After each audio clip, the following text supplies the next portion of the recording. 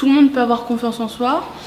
Et une confiance, ça se gagne. C'est pas quelque chose qu'on a tout de suite. Il faut avoir de la patience pour l'avoir.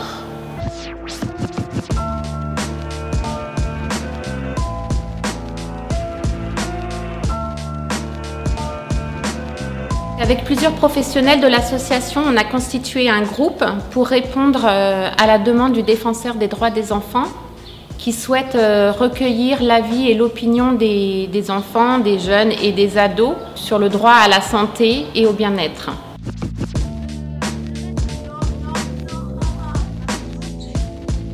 Je m'appelle Stéphanie, je suis plasticienne et je propose des ateliers d'expression artistique de façon à pouvoir faire ressortir ce qui est en soi, là, dans les tripes, que ça puisse ressortir sous forme d'expression. J'ai développé plusieurs ateliers en relation avec le bien-être, en relation avec l'estime de soi. Je vais vous expliquer un petit peu ce qu'on va faire. Alors, l'idée, c'est de faire du maquillage. On appelle ça sous forme de light painting. C'est en anglais, hein, c'est de l'art lumineux tout simplement. Ces couleurs-là, on va le faire en plein jour. On va se maquiller en plein jour, si vous voulez bien. Ça peut être le visage, mais ça peut être aussi la main, ça peut être les bras. Oui, c'est très joli. Quel beau gosse! On a utilisé de la peinture, qui est plutôt du maquillage, qui permet de s'inscrire dans le noir. Donc on se voit sans se voir. C'est une expression sur le corps ou sur le corps de l'autre. C'est un partage et qui prend toute sa valeur quand on éteint la lumière et qu'on allume les lumières noires.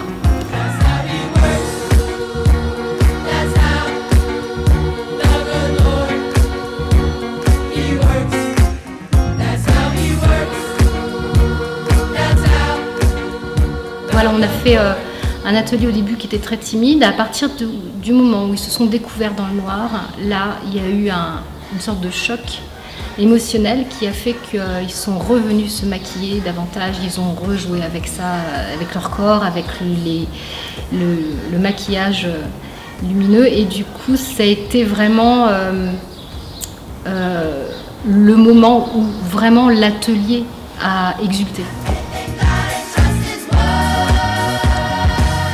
Alors le deuxième atelier, l'atelier masque, c'est un atelier où on travaille sur la gestuelle, sur les mains. Et l'idée c'était de prendre à pleine main de la terre, de l'argile, de la façonner, de la sculpter quelque part, mais sans retour de, sans retour de résultat.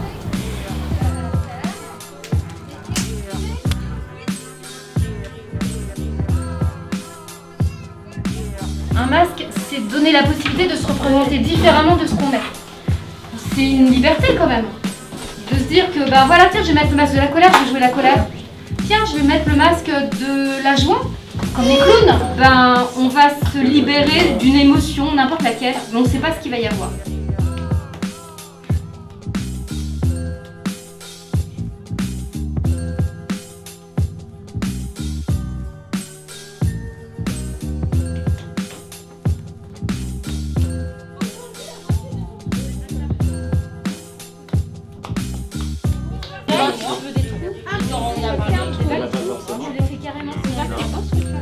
Il essaie de parler.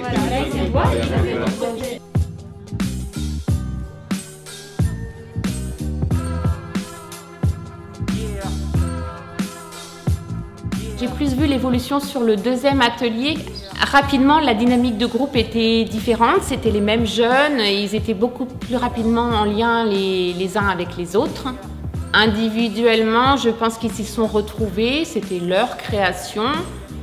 L'indication de base, c'était la fabrication d'un masque. On a un jeune qui a fabriqué autre chose.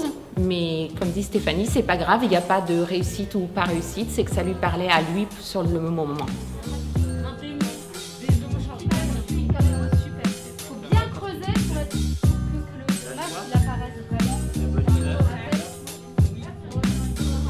Découvrir vos masques. On peut dire que rien qu'avec des émotions, sans parler, sans parole, il peut se passer beaucoup de choses qui ne sont pas dites mais qui sont ressenties. ça.